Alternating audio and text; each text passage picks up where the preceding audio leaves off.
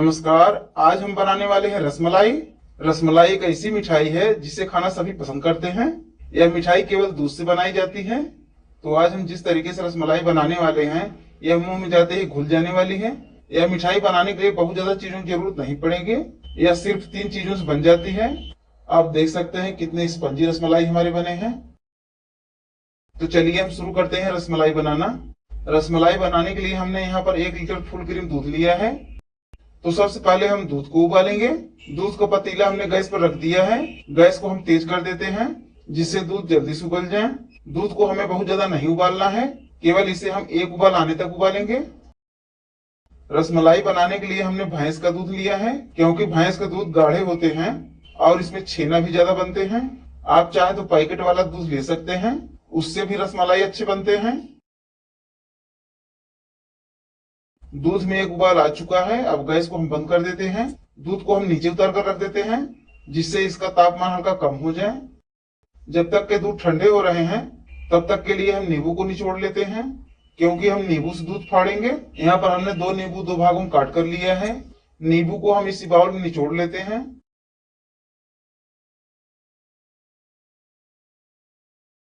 नींबू को हमने निचोड़ लिया है। नींबू के रस में हम थोड़ा सा पानी डाल देते हैं। अब इसी से हम दूध को फाड़ेंगे। यहाँ पर दूध का तापमान हल्का कम हो गया है, बहुत ज्यादा हमने दूध को ठंडा नहीं किया है। अब थोड़ा थोड़ा नींबू का रस दूध में डालते जाएंगे और दूध को हम धीरे धीरे चलाते रहेंगे। एक साथ हम पूरे नींबू पानी दूध में नहीं डालेंगे। आप चाहे तो दूध को विनेगर से भी फाड़ सकते हैं, उससे भी दूध जल्दी से फट जाते हैं।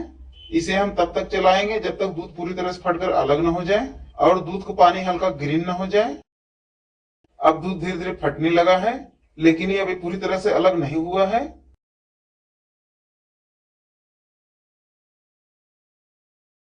अब आप देख सकते हैं दूध पूरी तरह से फटकर अलग हो चुका है। ये दूध जो है छेना बन चुका है। इसका पानी हल्का ग्रीन हो गया है। अब इसको हम छानेंगे। यहाँ पर हमने एक पतीले के ऊपर छन्ना रखा है। छन्ने के ऊपर हम एक सूती कपड़ा लगा देते हैं। आप चाहे तो किसी दुपट्टे से छेने को छान सकते हैं। अब इसी में हम पानी सहित छेना को डाल देते हैं और कपड़े को इस तरीके से मोड़ते हुए छेने को उठा लेते हैं।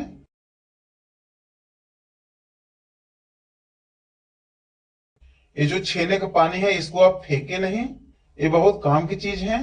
इससे आप कई बार दूध फाड़कर पनीर बना सकते हैं, रसगुल्ले बना सकते हैं, रसमलाई भी बना सकते हैं। हलवाई लोग भी इसी पानी से दूध को फाड़ते हैं। इसको आप किसी डिब्बे में डालकर फ्रिज में रख दें, ये महीने भर खराब नहीं होंगे। अब छेने को हम ठंडे पानी से साफ करेंगे जिससे जो नींबू का खट्टापन है वो छेने में से निकल जाए। अब इसको हम हाथ से मसलते हुए छेने को साफ कर लेते हैं जिससे नींबू का खट्टापन पूरी तरह से निकल जाए।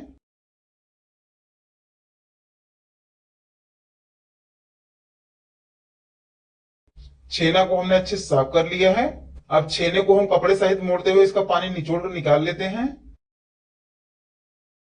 कपड़े को घुमाते हुए पानी को निचोड़ेंगे जिससे छेने में पानी न रहे।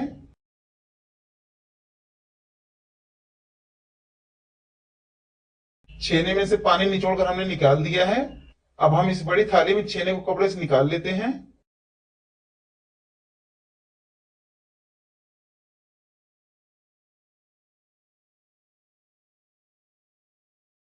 इसको हम हाथ से फोड़कर फैला देते हैं।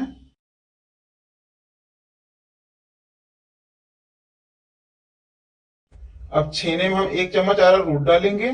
इससे रसगुल्ले जो है वो पकाते समय फटेंगे नहीं। अब अरारोट को छेने में मिलाते हुए हाथ से मसल कर चिकना करेंगे जिससे छेने में दाने न रहें और ये चिकने मक्खन जैसे बन जाएं। हम इसको इसी तरह 2 से 3 मिनट तक रगड़ कर मसलेंगे।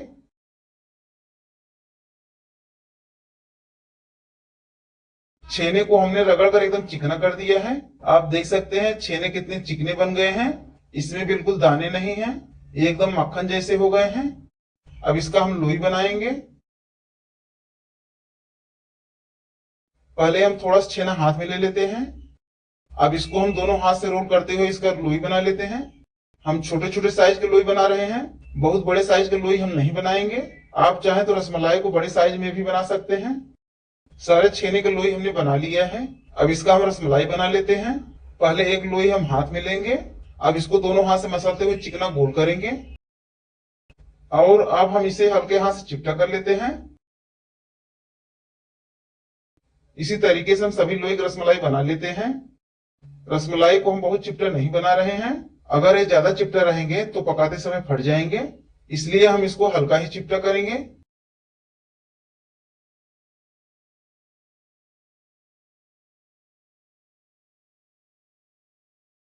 एक एक करके हमने सभी रसमलाई बना लिया है। अब इन्हें हम चाशनी में पकाएंगे। रसमलाई को हम इस पतीले में बना रहे हैं, तो पहले हम इसके लिए चाशनी बनाएंगे। पतीले में हम डालेंगे 3 कप चीनी,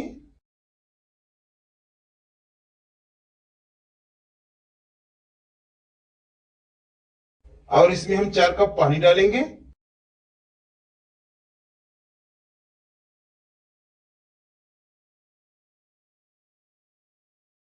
चाशनी के लिए हमने 3 कप चीनी और 4 कप पानी डाला है। अब चीनी को हम बराबर चलाते हुए तेज आंच पर गलाएंगे। तेज आंच पर चीनी जो है वो जल्दी से गल जाते हैं, इसलिए हमने गैस को तेज कर दिया है। चीनी गल चुका है और चाशनी अच्छे से पक रहा है। अब इसमें हम सारे रसमलाई को डाल देते हैं।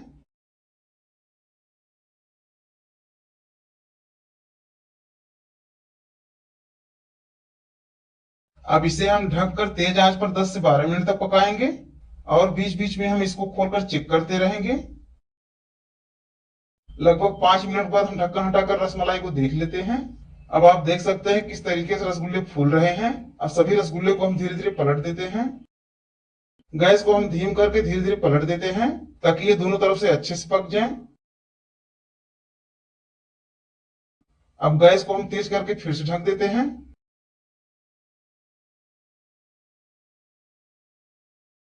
अब रसगुल्ले को हम एक बार फिर से देख लेते हैं। इसमें हम 1 कलछी पानी डाल देते हैं, जिससे चाशनी जो है वो गाढ़े न हो पाए। अब पानी डालने के बाद हम 2 से 3 मिनट तक और पकाएंगे। गैस को हमें तेज ही रखना है। अब पूरे 12 मिनट बाद हम रसमलाई को देख लेते हैं। आप देख सकते हैं रसमलाई हमारी पूरी तरह से पक चुके हैं। जब हमने इसे डाला था तो छोटे छोटे थे, अब ये साइज में डबल हो गए हैं। ये रसमलाई जो है पूरी तरह से पक चुके हैं। हम गैस को बंद कर देते हैं। अब रसमलाई में से हम थोड़ी चाशनी निकाल लेते हैं, क्योंकि हम इसमें पानी डालेंगे।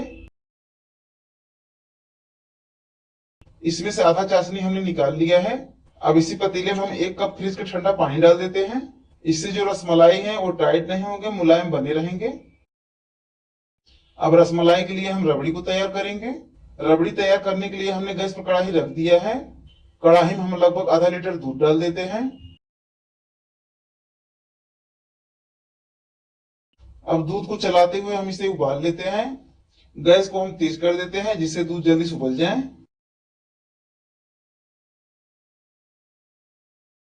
अब दूध अच्छे से उबलने लगा है। अब इसमें हम आधी छोटी चम्मच येलो फूड कलर डाल देते हैं। हलवाई लोग भी कलर डालकर रसमलाई को बनाते हैं, उसी तरह हम भी रसमलाई को बना रहे हैं। कलर को हम थोड़ा सा चलाकर दूध में मिला देते हैं। अब इसमें हम डाल देते हैं आधा कप चीनी। यहाँ पर हमने थोड़े से कटे हुए सूखा मेवा लिया है, आधी छोटी चम्मच इलायची पाउडर, 1 छोटी चम्मच चिरौंजी, 4 से 5 दाना कटे हुए बादाम और थोड़े से कटे हुए पिस्ता। सारे चीजों को हम दूध में डाल देते हैं। आप चाहें तो अपने पसंद के अनुसार और भी मेवा डाल सकते हैं। अब चीनी को हम गलाते हुए दूध को 5 मिनट तक और पकाएंगे। रसमलाई के लिए हम रबड़ी बहुत गाढ़ा नहीं बनाएंगे। अगर रबड़ी गाढ़े रहेंगे तो रसमलाई जो है वो दूध को सोख नहीं पाएंगे, इसलिए हमें इसको पतला ही रखना है। ये रसमलाई के लिए रबड़ी बनकर तैयार है। हमने इतना पतला रबड़ी को बनाया है। अब गैस को हम बंद कर देते हैं। अब रसगुल्ले को हम हाथ से दाबते हुए इसका चाशनी निकालेंगे। इस तरीके से हम दोनों हाथ से दाबकर चाशनी निकाल देते हैं। अब रसमलाई को हम रबड़ी में डाल देते हैं। इसी तरीके से हम सारे रसमलाई की चाशनी निकालकर रबड़ी में डाल देते हैं।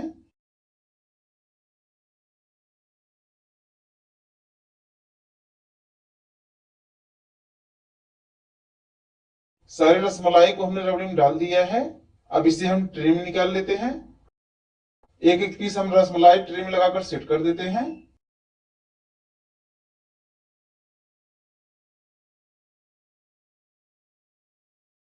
अब आप देख सकते हैं किस तरीके से हमारे रसमलाई बने हैं। यह दिखने में कितना बढ़िया लग रहा है, लेकिन खाने में उससे भी ज्यादा स्वादिष्ट है। लेकिन अभी यह खाने के लिए पूरी तरह से तैयार नहीं है। अब इसको हम 2 घंटे के लिए फ्रिज में रख देते हैं। जब रसमलाई ठंडे हो जाएंगे तब ये खाने के लिए पूरी तरह से तैयार हो जाएगा और रसमलाई जो है पूरी तरह से दूध को सोख लेगा। अब इसे हम फ्रिज में रख देते हैं 2 घंटे के लिए। अब 2 घंटे के बाद आप देख सकते हैं रसमलाई हमारे पूरी तरह से ठंडे हो गए हैं और रसमलाई ने दूध को सोख लिया है। आप देख सकते हैं कितनी स्पंजी रसमलाई हमारे बने हैं। एकदम हलवाई जैसा रसमलाई हमारा बनकर तैयार है। अब रसमलाई को हम काट कर आपको दिखाते हैं कि अंदर से कितनी स्पंजी और मुलायम बने हैं। रसमलाई को हम एक बाउल में निकाल कर आपको दिखाते हैं। आप देख सकते हैं रसमलाई जो है चम्मच लगाते ही आसानी से कट गए। यह रसमलाई बहुत ही मुलायम और स्पंजी बने हैं। तो आप भी इस तरीके से अपने घर पर दूध से रसमलाई बना सकते हैं। इस तरीके से रसमलाई बनाकर आप मेहमानों को खिला सकते हैं और घर में बच्चे और बड़ों को सभी को खिला सकते हैं। यह दूध की रसमलाई खाने में बहुत ही स्वादिष्ट लगते हैं। अगर आज का वीडियो हमारा आपको अच्छा लगा तो लाइक कीजिए, शेयर कीजिए, हमारे चैनल को सब्सक्राइब करना ना भूलें।